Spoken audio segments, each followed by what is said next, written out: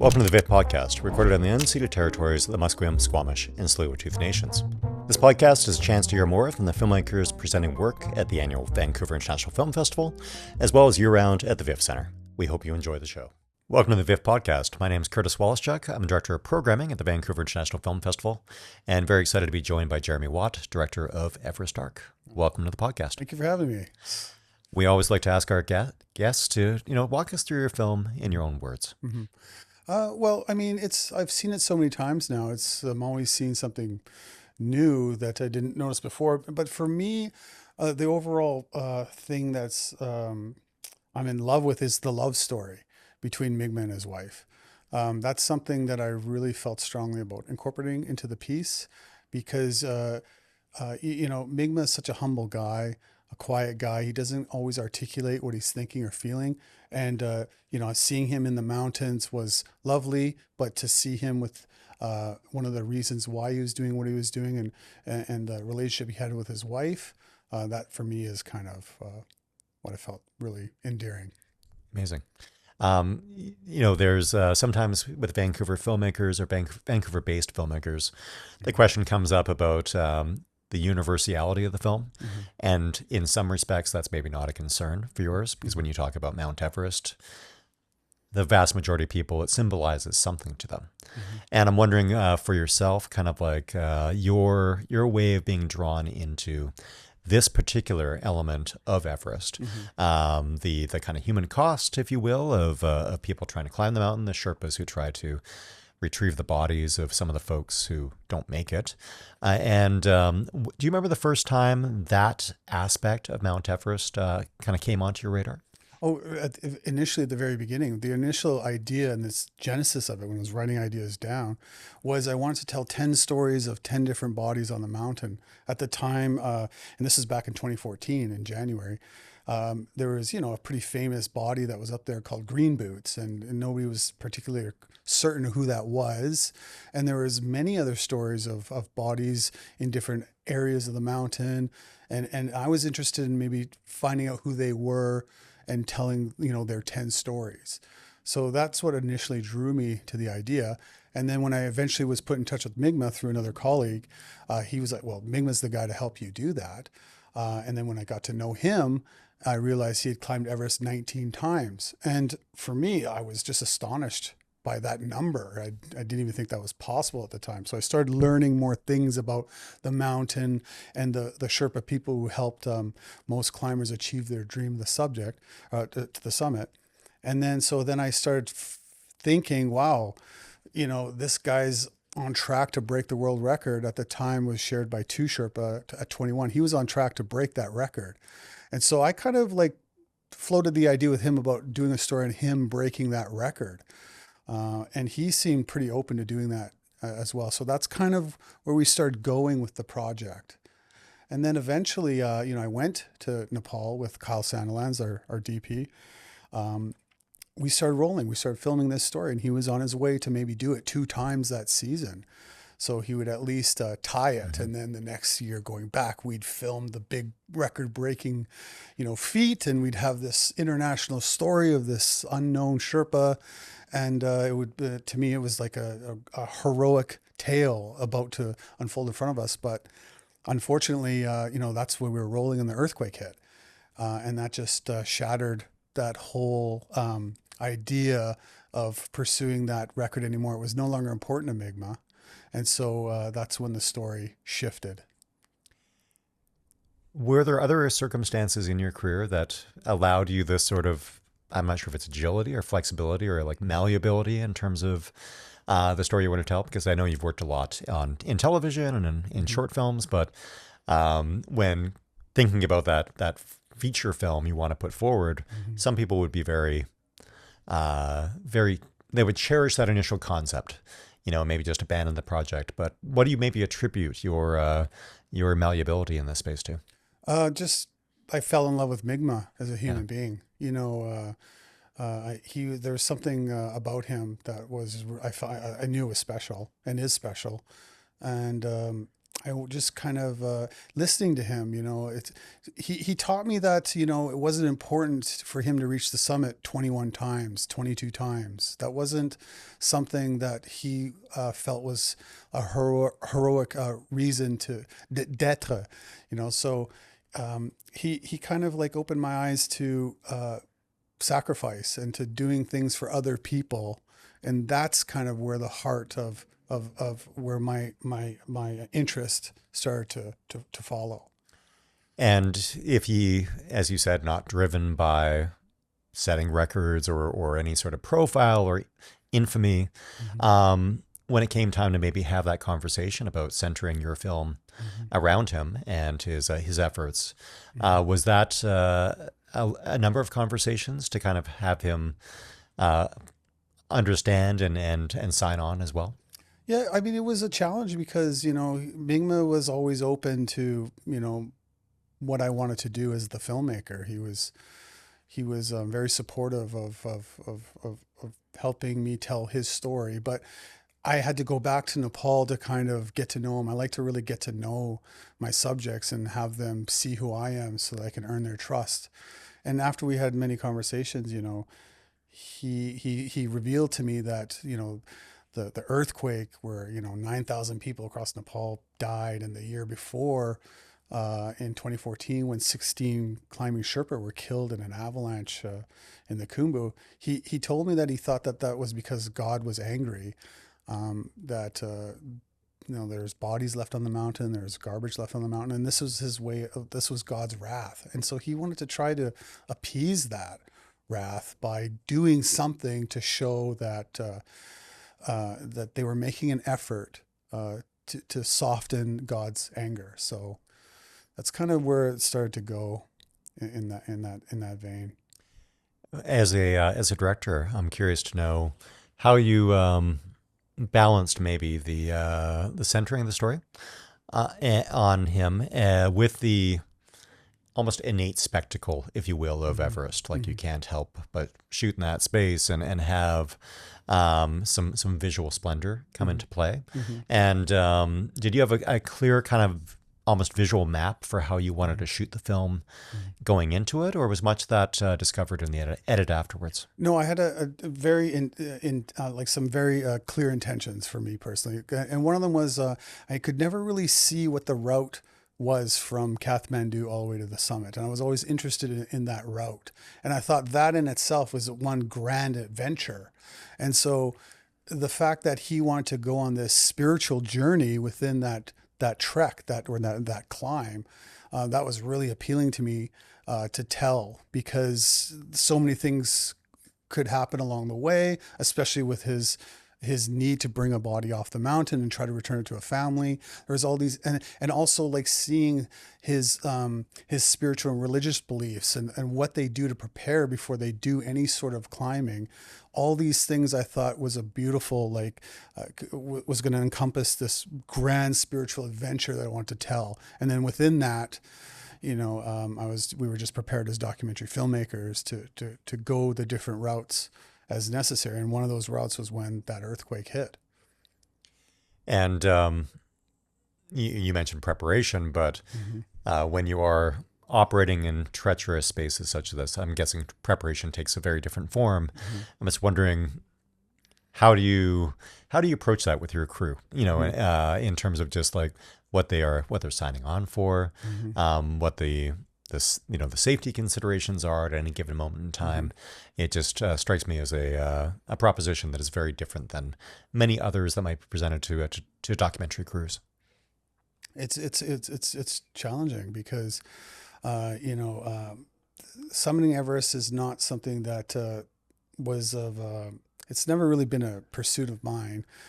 Not to mention, I physically and mentally wouldn't have been able to accomplish that. So it's always something that goes to the back of your mind. I need to ask somebody to do something that I'm not capable or prepared to do myself. But I met Elias Sakeley and Scott Simper, the two high altitude cinematographers, and they had both climbed Everest multiple times. Ellie, in fact, he's Canadian. He's climbed Everest more than any other Canadian, so he knew what he was. To him, he was totally confident in doing that. Same thing with Scott. both totally capable and interested and excited to do it. And so they knew the risks and they were prepared to do it. With my other guys, with Kyle and Victor, I talked to Kyle's parents. They were concerned about their son. I talked to Kyle and both Victor, and they both were wanting to do it, and they understand, as I did, that just even base camp is dangerous. But we just had a lot of conversations to make sure that everybody was comfortable and ready to do it, and they were.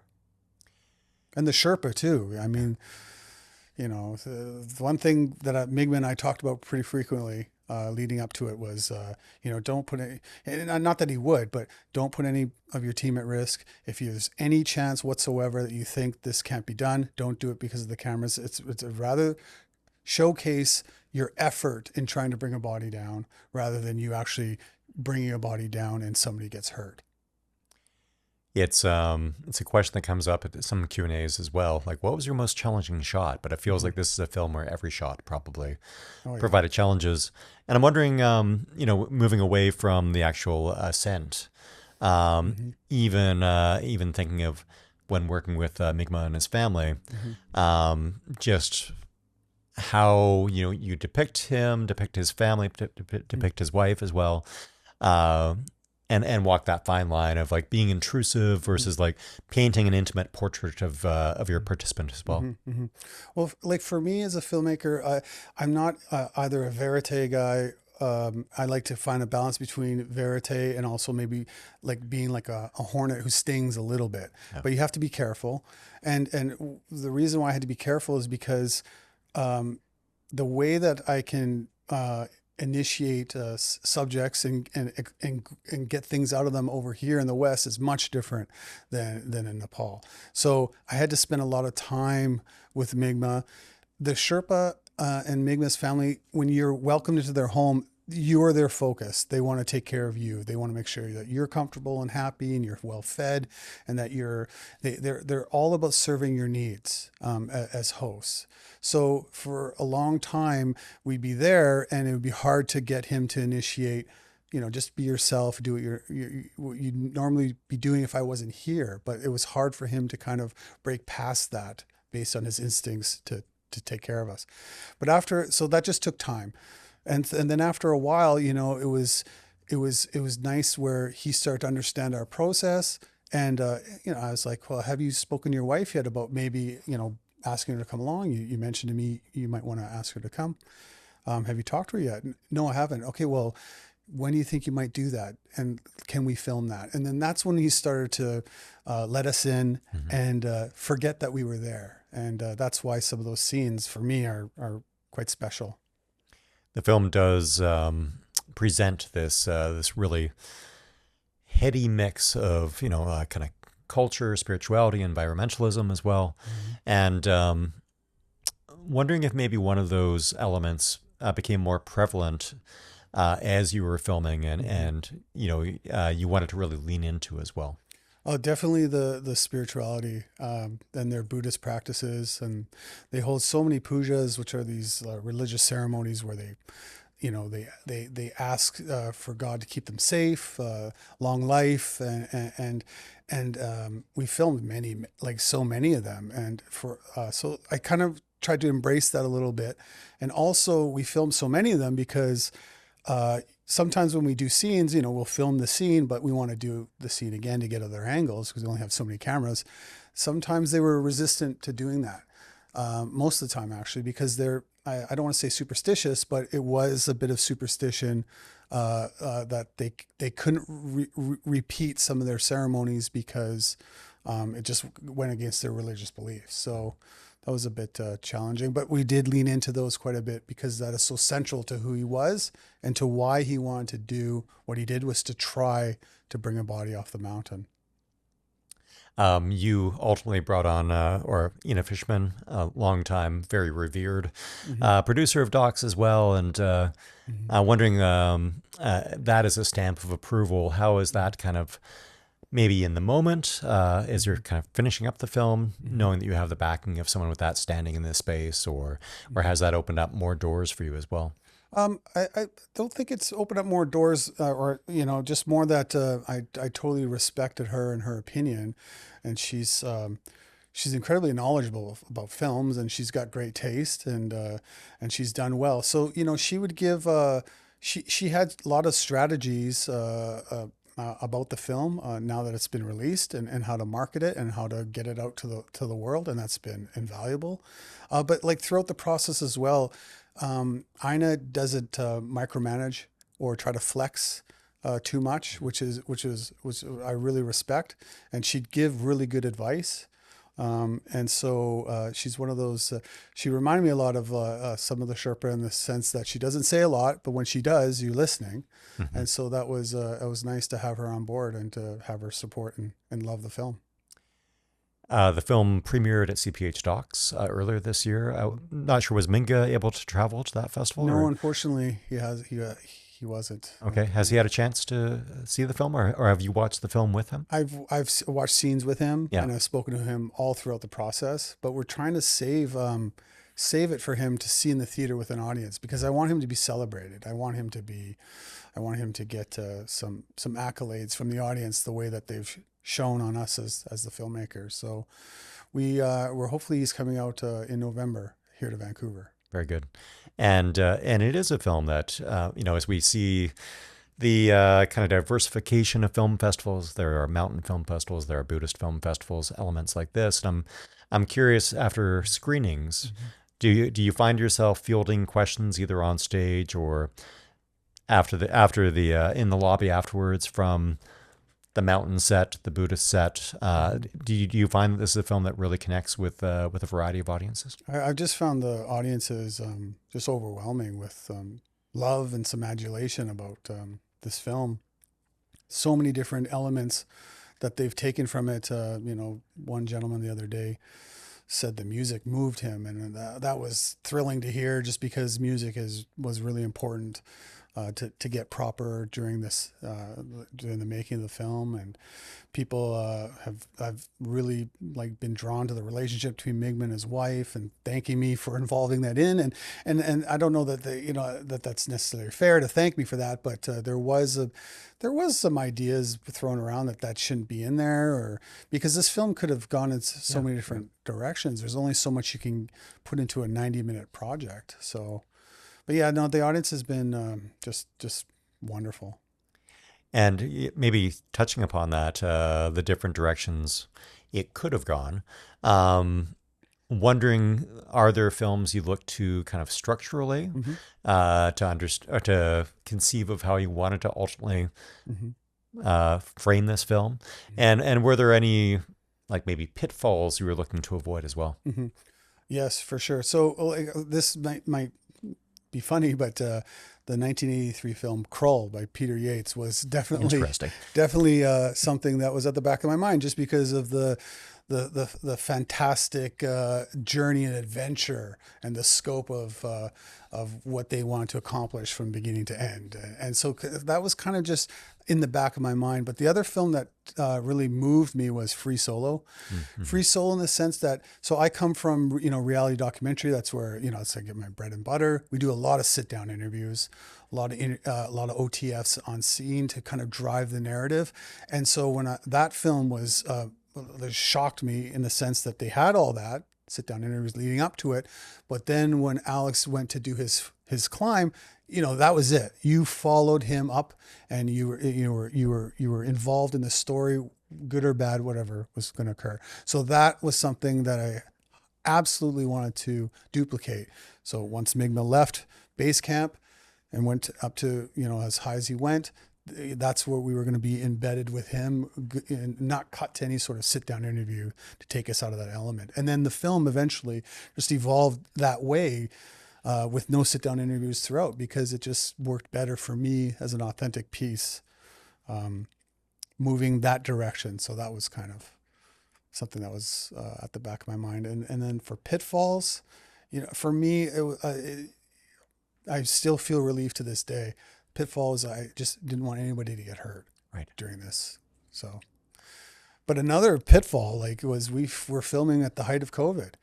So that was a challenge in itself. And then that storyline kind of just didn't make the final cut Right. at the time. So But all the precautions one has to take under those circumstances, yes, and one more consideration to add to the mix as well. absolutely. Yeah. Yeah. What do you think are some of like the key learnings from this that you plan to take forward to future feature films that Sure. you're Yeah. directing? Yeah. I mean, the confidence that this film, based on, people's reaction to it is just, that's, infused in me is just like, you can't it's hard to put words to it. It's so, I was one of the producers on the film too. So, I learned a lot on the business side that I was maybe a bit naive about. And uh, being responsible with what you have, the money you have, and how to apply it to on screen, that I learned valuable lessons about doing that. And then, again, just, having the faith and confidence in not only the crew I worked with on this film, but other crews, has kind of inspired me to, keep going, because part of me, I'm really proud of how the film turned out. How we visualized how we want things to turn out, and it was pretty. Wasn't, exactly the way I envisioned it, but it's pretty close. So I'm happy that that aesthetic is on screen, and I can apply that aesthetic to other projects that I want to do moving forward. Well, as we wrap up, we like to ask our guests a few questions, Mm-hmm. and really curious to hear from you. If there's like an early memory you have of seeing a film in theaters, Mm-hmm. or it could be, let's say, formative memory. Could be early, could be later in life as Mm-hmm. well. That really just sticks with you to this very day. Mm-hmm. Yeah, there's definitely one for sure. So when I was 10 years old, I told my dad there was a movie I really wanted to see. It was a PG movie. You could only get into PG movies. And he said, "Yeah, okay, I'll take you to that movie." I think it might have been The Karate Kid Part Two. And so we drive to the theater and we pull up to the parking lot. And it's dark out, and my dad turns to me and says, "Okay, I know I told you was going to go take you to see this movie, but we're actually going to go and see Aliens." And there was a movie made years ago called Alien, and this is the sequel. Okay, but I'm going to sneak you in, so come with me. And he did. He snuck me in. And I remember, you can go into R-rated movies at 10, and had to get past, the guy at the door, and we get in there, and he timed it so that the minute we got in, the lights went out and we saw this film, and I was absolutely riveted from beginning to end. Um, it was the most thrilling thing I'd ever experienced in films, and it scared me. It was so frightening and invigorating, and I'll never forget it. And then beyond that, that's when I learned about the prequel, Alien, and seeing a film out of sequence, and not even really understanding what sequels were and how good that film was. So that for me is a memory that I'll always kind of hold dear into my heart. Also because of the thrilling aspect of my dad sneaking me into this movie, and me being a part of that criminal little endeavor. Yeah, do like your pre-credit heist scene, Yeah, or yeah, caper scene at least. yeah, That yeah, I'm gonna say that is some like A+ parenting right there. Yeah, yeah, like kid needs to see this. yeah, It's important. yeah, yeah. So this will be formative. Yes, So it yeah, was. very good. And then yeah, really curious to hear if you can maybe attribute like something that set you on the course to filmmaking as well. Oh, okay, yeah, good question. Well, when I graduated from Mount Royal College in Calgary, I had a diploma in outdoor pursuits. I wanted to, I moved to Fernie, BC, and I snowboarded every day for 3 years. And while I was doing that, I discovered this cable television station in Fernie, and I went in one day and I said, I could do a show, and I left that TV station with a bunch of camera gear and went off, and me and my friends made all these skits, and we edited it together, and it aired on Channel 10 in Fernie for a year, and every episode was called the Halloween special. That's great. And so that was when I really realized that I could, maybe do this for a living. And then that's when I went to film school in Calgary. I left my snowboarding career, which was not making any money, but a lot of invigorating. But I went to film school, and then that's kind of when I pursued filmmaking. Important question: are you still recognized in Fernie as like the guy from the Halloween special? Probably not. Probably not. But I remember being recognized once outside of a bar one night. And you're the guy on that show. I watched that show. So that was pretty fun. And once you made that call, maybe it was in film school or maybe a bit later, but were there any like key mentors for yourself who really kind of assisted you in getting to where you are now? Well, yes, there was. I mean, for me, another thing that stuck out for me is when I graduated from film school, I qualified for a work visa in the States. And so, I ended up moving down there. And, I interned and read scripts for, A Band Apart and Lawrence Bennett Productions. And, I met Quentin Tarantino and I worked for Mick G, a director who did Charlie's Angels at the time, and Drew Barrymore's company, Flower Films. So getting involved with these high profile people that, you idolize, actually, brushing past them in various circumstances and reading scripts and writing covers for them. For me, that was a real learning experience and another kind of feather in the hat of confidence that was driving me towards where I am today and where I want to go in the future. And finally, speaking of the future, let's just say 10 years down the line, you're walking down the street, passing a theater, look up at the marquee, and Everest Dark is playing. It's been double billed with a film. What would really, kind of fill your heart to see up in the lights there? Well, since we talked the Bronze Era earlier with Aliens, I'm not saying it's the best era, but it's my favorite era of filmmaking. I think, Cocoon would be great. Interesting. Would be a great pairing with Everest Dark for the heart, for the adventure, for aliens coming to visit our land and us being respectful to them and them being respectful to us. And then the love story within that film, I think would hopefully complement Everest Dark. That is a lovely pairing. Jereme, thank you so much for joining us today. Thank you, Curtis. It's been lovely. Thanks for listening to the VIF podcast. If you enjoyed the show, please subscribe and leave a review. Also, check out vif.org to learn more about what's happening at the VIF Center year-round.